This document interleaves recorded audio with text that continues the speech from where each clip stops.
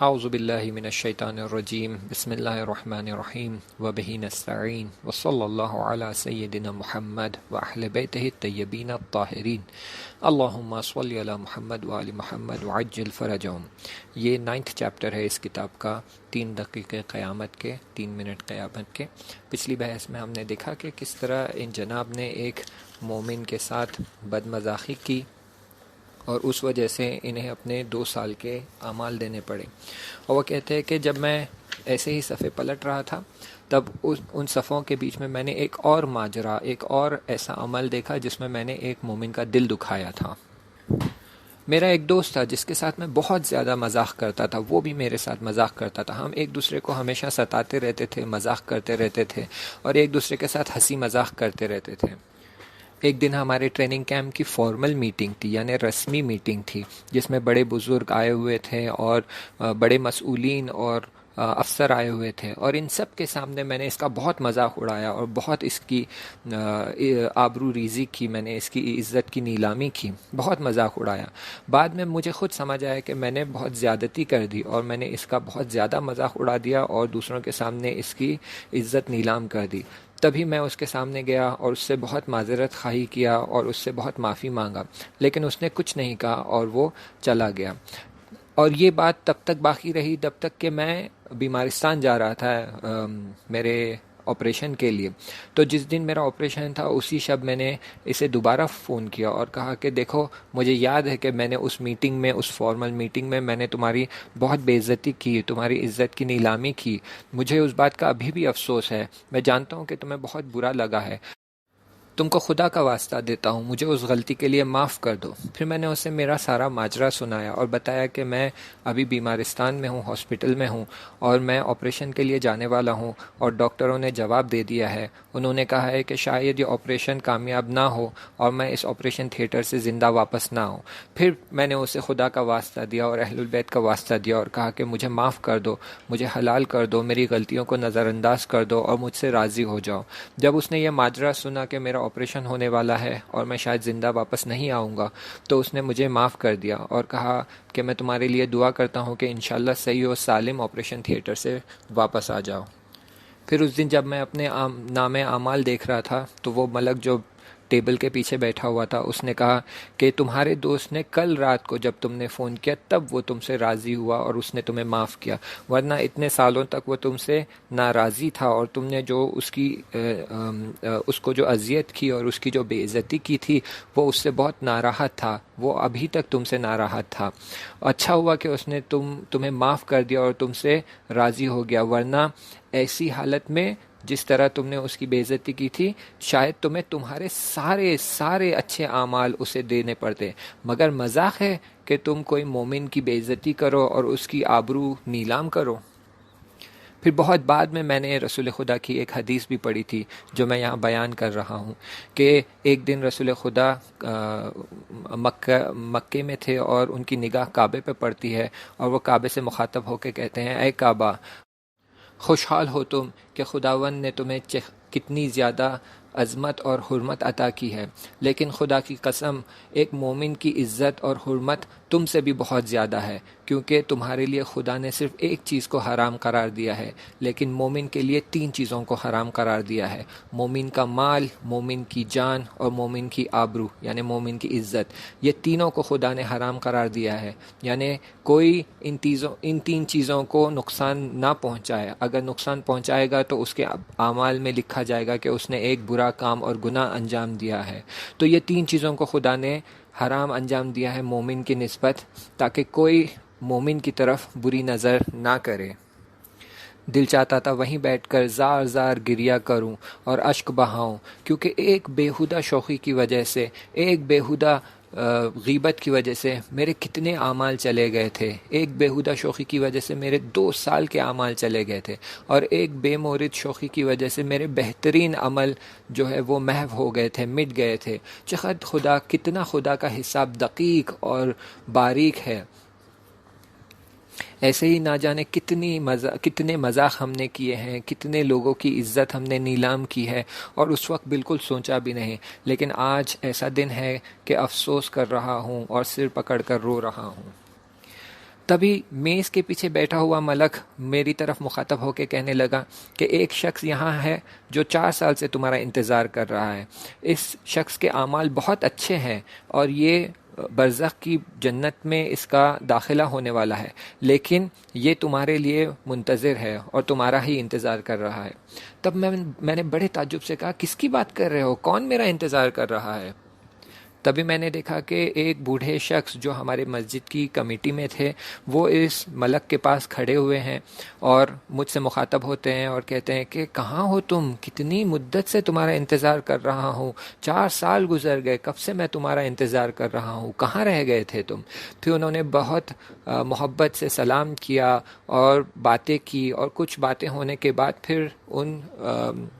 بوڑھے شخص نے مجھ سے کہا کہ ایک زمانہ تھا جب تم تازے اور نئے مسجد میں آئے تھے اور مسجد کے کام کاج میں ہاتھ بٹا رہے تھے. اس وقت میں نے تمہارے نام پر ایک تہمت لگائی تھی، تمہارے اوپر ایک الزام لگایا تھا، اور وہ الزام ناسزا تھا اور صحیح نہیں تھا. اس لیے میں آیا ہوں تمہارے سامنے تاکہ تم مجھے حلال کرو، اور اگر حلال کر دو گے تو یہ گناہ میری کتاب سے مٹ جائے گا اور پھر میں بہشت میں جا پاؤں گا، میں جنت میں جا پاؤں گا. تبھی وہ صحنہ میرے سامنے آ گیا کہ جب میں مسجد میں مشغول تھا اور مسجد کے کام انجام دیتا تھا، اور وہاں کے جو فرہنگی کام تھے، کلچرل ایکٹیویٹیز تھے، اور اس کی صاف صفائی اور نگرانی اور دیکھ بھال کرنے میں دوسرے جوانوں کے ساتھ مل کر ہاتھ بٹاتا تھا. تبھی یہ شخص اور اس کے ساتھ کچھ اور شخص مل کر ایک کونے میں بیٹھ کر ہمارے بارے میں بات کر رہے تھے اور ہمارے اوپر تہمت لگا رہے تھے، ہمارے اوپر الزام لگا رہے تھے جو کہ پوری طرح سے غلط تھا، اور کچھ ایسے باتیں کہی جو بالکل سزاوار نہیں تھی. اور اس موقع میں اس مسجد میں تازے نیا آیا ہوا تھا، اور اس شخص کے الزام کی وجہ سے کئی میرے لوگ جو میرے دوست بنے ہوئے تھے وہ مجھ سے دور ہو گئے تھے. ویسے تو یہ اچھا آدمی تھا، لیکن میں کیا کروں، میرا نام اعمال تو خالی ہوا جا رہا تھا. اس میں سے سارے میرے اچھے اعمال مٹائے جا رہے تھے. میری مذاق کی عادت کی وجہ سے میرے کئی ایسے اعمال مٹ گئے تھے. اب میں دیکھ رہا تھا کہ میرا ہاتھ خالی ہوا جا رہا ہے.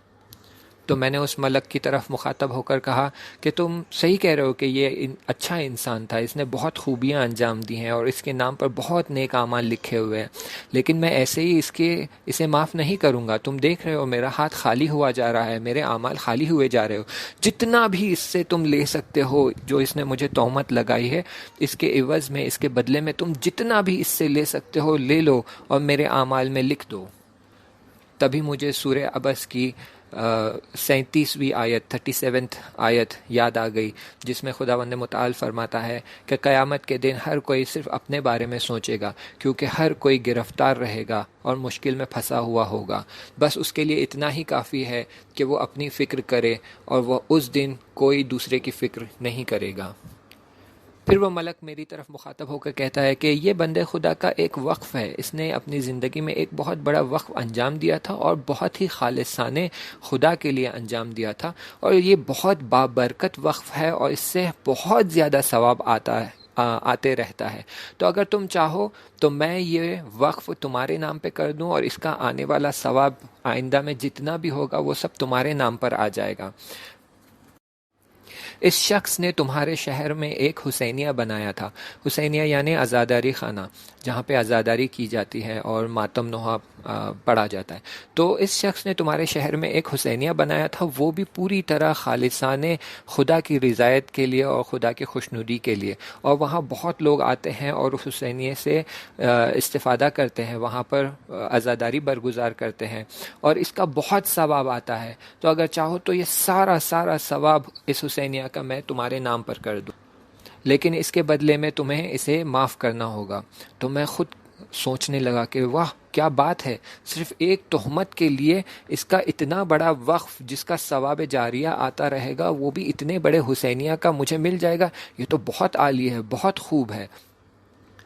بیچارہ وہ بوڑھا شخص بہت ناراحت ہوا، بہت افسوس کرنے لگا کہ ایک تہمت کے لیے اتنا بڑا جرمانہ بھرنا پڑ رہا ہے، کہ ایک حسینیہ جو اس نے پوری طرح خالص نیت سے اللہ کے لیے بنایا تھا، جس کا ثواب اس کے لیے بہت برکت کا باعث تھا اور شاید بہشت میں اس کے لیے بہت مقامات حاصل کر سکتا تھا، لیکن اب اسے وہ ہاتھ سے دینا پڑ رہا ہے کیونکہ اس نے ایک زمانے میں ایک نوجوان پر ایک تہمت لگائی تھی. لیکن بیچارہ وہ شخص کیا کرتا، اس کے پاس چارہ ہی نہیں تھا، اس کے پاس کوئی راستہ ہی نہیں تھا مگر یہ کہ وہ حسینیہ میرے نام پر کر دے اور پھر برزخ کی بہشت میں داخل ہو جائے۔ پھر اس نے وہ حسینیہ میرے نام پر کر دیا اور برزخ کی بہشت میں داخل ہو گیا۔ بس اس وقت میرا پورا حواس اور میری پوری توجہ اس بات پر تھی کہ دیکھے ایک تہمت کے لیے اس کو اتنا بڑا وقف، اتنا بڑا حسینیہ جس کا ثواب جاریہ تھا، یہ میرے حوالے کرنا پڑا۔ میری کیا حالت ہوگی، ہماری کیا حالت ہوگی؟ ہم تو ہر کسی کے پیٹھ پیچھے کتنی باتیں کرتے ہیں، ہم تو ہر دن آیا ہر کسی شخص کے لیے کتنی تہمت لگاتے ہیں، ان کے پیٹھ پیچھے کیا کیا باتیں کرتے ہیں، کبھی بھائی کے بارے میں، کبھی ہمارے رشتہ داروں کے بارے میں، کبھی ہمارے باس کے بارے میں، کبھی ہمارے امپلائیز کے بارے میں، کبھی مسجد میں آنے والوں کے بارے میں، کبھی کسی دوست کے بارے میں۔ ہم تو بالکل کسی چیز کا خیال نہیں کرتے، اور نہ جانے کتنی تہمتیں، کتنی بدگوئی، کتنے جھوٹ، کتنی باتیں، کتنے لانچن اور کتنے الزام لوگوں پر لگائے ہوئے ہیں۔ نہ جانے ہمارا کیا ہوگا اور ہمارے اعمال کا کیا ہوگا، ہماری عاقبت کیا ہوگی۔ پھر سے وہ ملک مومن کی عظمت کی طرف اشارہ کرتے ہوئے اس نے سورہ نور کی 19ویں آیت میرے سامنے پڑھ دی۔ جو چاہتے ہیں کہ مومنوں کے بیچ میں برے کام اور بری باتیں رواج پیدا کرے، ان کے لیے دنیا اور آخرت میں دونوں میں بہت ہی دردناک عذاب ہے۔ اور اس آیت کی تفسیر میں امام صادق علیہ السلام فرماتے ہیں کہ ہر وہ شخص جو کسی مومن کے بارے میں جو کچھ بھی سنتا ہے یا جو کچھ بھی دیکھتا ہے، جا کر دوسروں کے سامنے وہ راز کھول دیتا ہے یا وہ بات بتا دیتا ہے، اس آیت کی مصداق ہے۔ یعنی یہ کہ بنا دیکھے، بنا سوچے سمجھے اور بنا